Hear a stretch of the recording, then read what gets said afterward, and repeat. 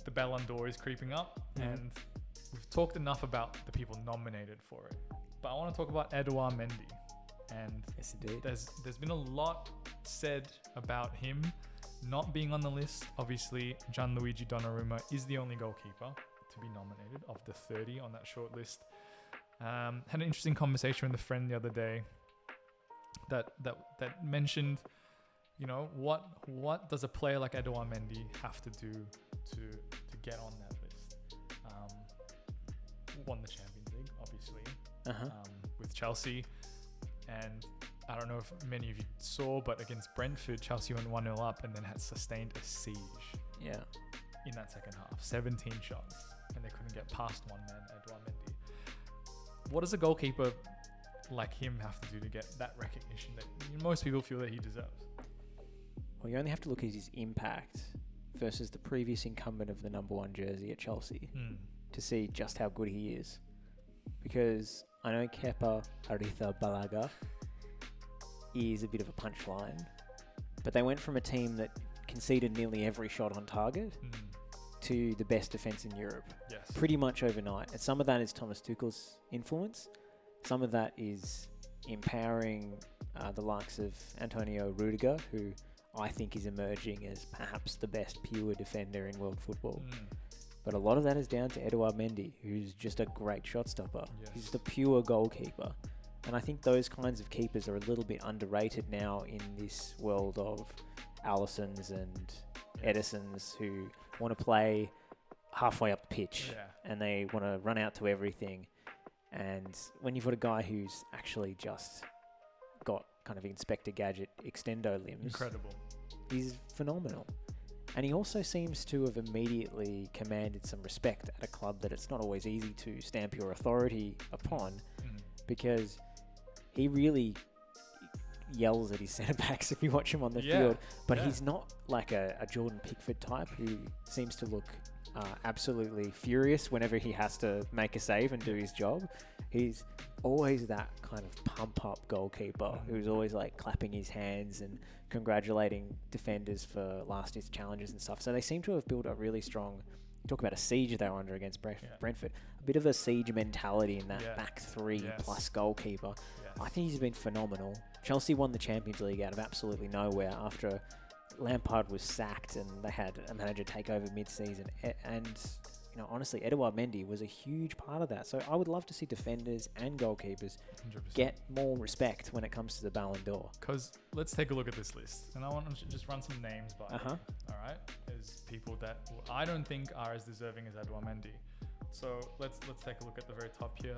Nicolo Barella. Oh, Barella was good. He had a good season. Look, Come on. Italy obviously won the That's Euros, fine. so that's a huge factor. And Inter won Serie A. He was an important player in both teams. That's actually good. I forgot that he played for Inter. Okay. I retract that. The clubs are in the right column. I apologize. But this one, Riyad Mahrez. Yeah, I can't really back that one Yeah, up. okay, cool. And there was another. Was there another? Gerard Moreno. You won the Europa League, Baba. What are we doing? He had an unbelievable season in La Liga. Edouard Mendy won the what? Sorry. The Champions League. Okay, cool. So I don't know. Same. It's a 30-man shortlist. Same. You know, I think there's room for Gerard Moreno on this shortlist. I think there are a few players who are a little bit overrated because they play for the big teams. Say his name. Mason Mount. Just a little bit. You know, he doesn't even start for Chelsea all the time, so he was good, and he was in that England team, I guess, but I don't really see it. As for the other players on the list, it's not a bad list at all. It's not a bad list, but I think it is skewed towards midfielders. No one that you want to call out, Josh? No one that you want to call out, just... I think it would be a big call to leave Cristiano Ronaldo off the Ballon d'Or. That's not what he said off camera.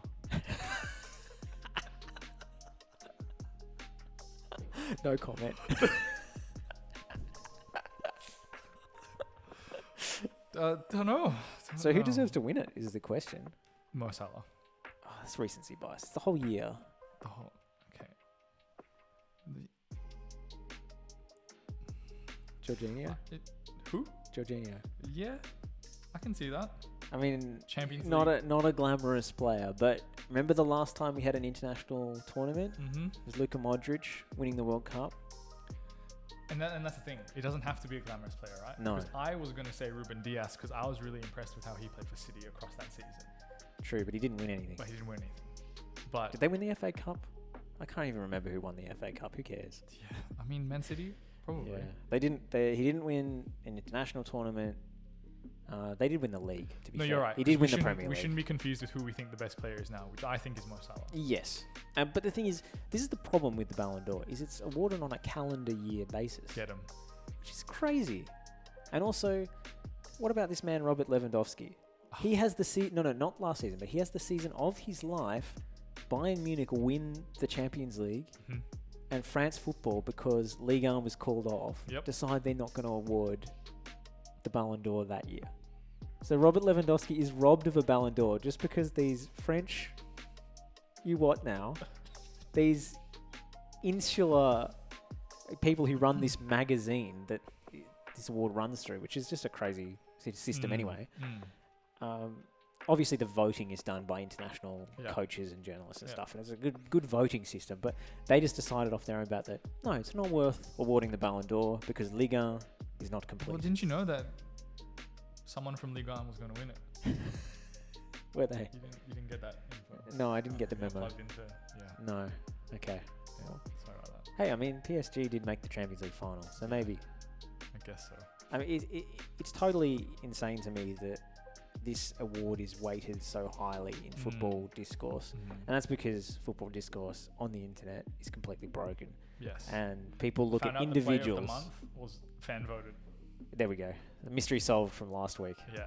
So I think the sooner that we content ourselves with the Ballon d'Or being a bit of nonsense and a bit of a time filler and not really being that significant, the sooner we can all have happier and more peaceful lives. You're saying this now until maybe one day the Ballon d'Or invites you to go and cover it. Oh, 100%.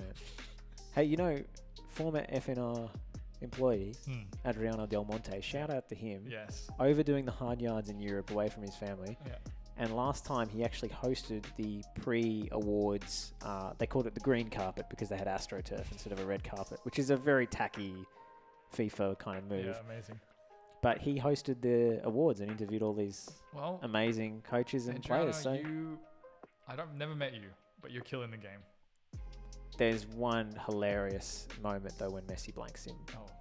And maybe not quite. We did make a Hello Darkness, My Old Friend black and white video, which I can send you. Maybe you can put it in the podcast. Yeah. He got an interview with Messi after the awards, but beforehand he tried to stop him, and the little genius just walked straight past. So maybe the Ballon d'Or does mean something. Maybe. He was very keen to be in attendance, get to his seat. Well, look, I just think Edouard Mendy should be on that list. I think there should be, if Donnarumma's on that list, he deserves to be on that list. And, because what did Donnarumma won I know you keep saying, the Euros. Euros important. But yeah. He saved the penalty. Yeah. He didn't even know he'd won. He just walked away like a action hero away from an explosion. And yeah, that's cool. It was cool. Champions League? Well, he wasn't in the What did AC Milan finish in the semi? Hey, third or fourth. Yeah, okay, so... Hey, he got his big move. He might win it this time. PSG? It's Liga? We've got to talk about PSG one of these days, and not just dedicate the whole episode to Manchester United, because I have some thoughts. Okay, it'll be good next week because there'll be some Champions League for us to analyze. Yes. We have to stop talking about Manchester United and Ronaldo, but it just seems topical. It is topical. It's all everyone's talking about this week, and honestly, Ryan's exhausted. He's just moved house. Yeah. Manchester United is really the only football that he can actually process or think about at the moment. It's just got to accommodate. And no Manchester United players on the Ballon d'Or. Well, why would they be? Harry Maguire. Bruno Fernandes is there. Yes, there is one Manchester United player. All right, we better move on before I keep making a fool of myself. The Ballon d'Or isn't important. It isn't. It isn't. It's a team sport. It is a team sport. Okay, maybe we'll end on this then. Should the GOAT debate the greatest of all time debate be dictated by the amount of Ballon d'Ors the players have won? I mean, it's always a factor, but for me, it's the third, fourth, or fifth column along because the award is a little bit skewed towards, the big events of that year. Like the World Cup and the Euros seem to loom incredibly large, and especially the Euros is slightly unfair because not everyone has the opportunity to compete in the Euros. And something like the Copa America doesn't get the same level of respect. That's true. I forgot the Copa actually happened. So, I mean, the GOAT debate is very hard to quantify, and that's why it will never end. It is the unending football argument to end all football arguments. You can have your opinion, but it's impossible to know because, it's a team sport, and there are so many confounding factors at play. But Maradona is the GOAT. So.